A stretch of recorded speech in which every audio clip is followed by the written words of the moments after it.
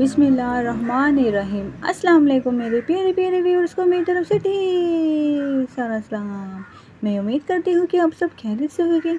आज मैं आपके साथ बहुत ही मज़ेदार सा केक की रेसिपी की शेयर करने जा रही हूँ, जो कि हम बनाएंगे वनीला स्पंज केक।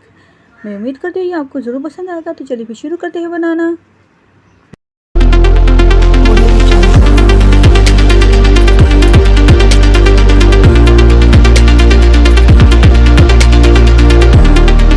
बिस्मिल्लाहिर्रहमानिर्रहीम। हमें चाहिए एक बाउल में हमने ऐड कर लेने हैं 2 एग हम इसमें ऐड कर चुके हैं। एग ऐड कर देने के बाद हमने इसमें ऐड कर ली है आइसिंग शुगर, जो कि हमने इसमें ऐड करी है 1 कप आइसिंग शुगर ऐड कर देने के बाद हमने हैंड विस्क से अच्छी तरह से बीट कर लेना है।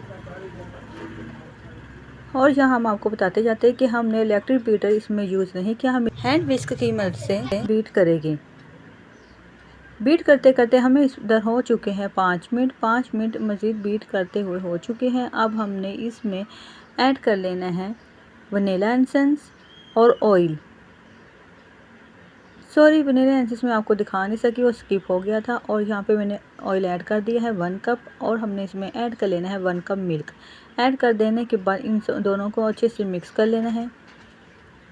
जब ये अच्छे से मिक्स हो जाएगा तो फिर हमने इसमें ऐड कर लेना है मैदा को हमने पहले से ही अच्छे से स्ट्रेनर से स्ट्रेन कर लिया था। और फिर हम इसमें ऐड कर लेंगे मैदा, जो कि हमने इसमें ऐड करना है 2 कप हम इसमें मैदा ऐड करने लगे। ये देखिएगा कि हमने 1 कप इसमें मैदा ऐड कर लिया है, और 1 कप और ऐड कर देने के बाद फिर हमने इसमें ऐड कर लेना है बेकिंग पाउडर, जो कि हम इसमें ऐड करेंगे 1 टेबल स्पून। बेकिंग पाउडर भी ऐड कर चुके हैं। अब हम सबको अच्छे से स्पैचुला से मिक्स कर लेंगे। स्पैचुला से अच्छे से मिक्स हो रहा है, देखिएगा। और इन सबको हमने अच्छे से मिक्स कर लिया है। मिक्स करने के बाद इसका हम आपको दिखाएंगे कि इतनी होनी चाहिए इसमें थिकनेस। ये देखिएगा कि थिकनेस इसकी इतनी होनी चाहिए। अब और यहाँ पे आपको हम दिखाएंगे कि हमने एक लिया था सांचा, उसके अंदर हमने, अगर आपके पास बटर पेपर मौजूद है, अगर बटर पेपर नहीं मौजूद तो आपको इजी करने के लिए ये देखिएगा, यहाँ पे मैंने इसके अंदर लगा लिया था कॉफ़ी पेपर, उसको हमने ऑयल से ग्रीस कर लिया था। और अब हम इसमें ऐड कर लेंगे इस बैटर को, जो कि हमने तैयार किया है। बैटर सारा हम इसमें ऐड कर लेंगे इसी तरह से। और यहाँ पे देखिएगा कि हमने इसमें सारा बैटर ऐड कर चुके हैं। अब हमने इसको अच्छे से टैप कर लेना है। अच्छे से टैप कर देने के बाद आपको यहाँ पे दोबारा से हम दिखाते जाते हैं कि हमने प्री हीट होने के लिए रख दी थी पतीली। इसमें हमने रख लिया था स्टैंड, और हमने पतीली को लो मीडियम फ्लेम पे प्री हीट होने के लिए रख दिया था 5 मिनट पहले। अब हम इसका कैप हटा के दिखाएंगे आपको। ये देखिएगा कि इसके अंदर हमने पहले से स्टैंड रख लिया था।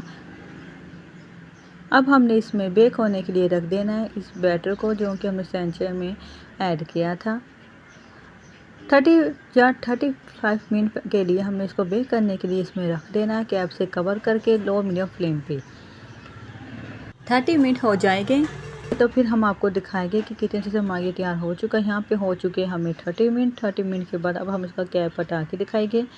ये देखिएगा माशाल्लाह से कितना मज़ेदार सा, ज़बरदस्त सा, कितना प्यारा कलर आया हमारे केक का। और अब आपको चेक करके दिखाएंगे कि टूथपिक की मदद से अंदर हमने इसकी टूथपिक करनी है इस तरह से। अगर इसमें कोई बैटर ना लगे तो इसका मतलब कि अच्छे से बेक हो चुका है। और हमने इसमें से निकाल लिया था ठंडा होने के बाद। और ये देखिएगा कितना मज़ेदार सा, सॉफ्ट सा, कितना सॉफ्ट, और साइडों पे भी कितना प्यारा इसमें कलर आ चुका है। अब हम इसको आपको इसकी कटिंग करके दिखाएंगे।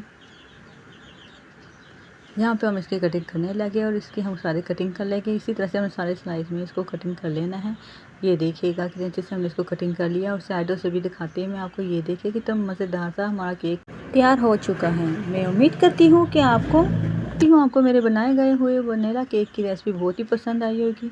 अगर अभी तक आपने चैनल के लिए सब्सक्राइब नहीं किया तो जल्दी से कर लिएगा, लाइक भी करिएगा। अगर आपने पहले से सब्सक्राइब किया हुआ है तो लाइक भी करिएगा और शेयर भी करिएगा। प्लीज़ वीडियो को एंड तक देखा करें, और मुझे इजाज़त दीजिएगा। दुआ में याद रखिएगा आप मुझे और मैं आपको। अल्लाह हाफिज़।